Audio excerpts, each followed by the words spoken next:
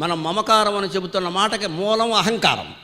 నా పెత్తనం నడవాలి, కోడలు నేను చెప్పినట్టు వినాలి, కూతురు చెప్పినట్టు అల్లుడు వినాలి, కోడలు మాత్రం కొడుకు చెప్పినట్టు వినాలి. నమశివాయ.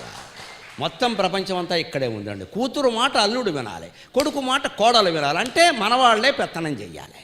మా కోళ్ళండి అదో రకమండి, మా అబ్బాయి చెప్పినట్టుగా అదో ఇక్కడ ఆడదే అంటుంది ఈ మాట.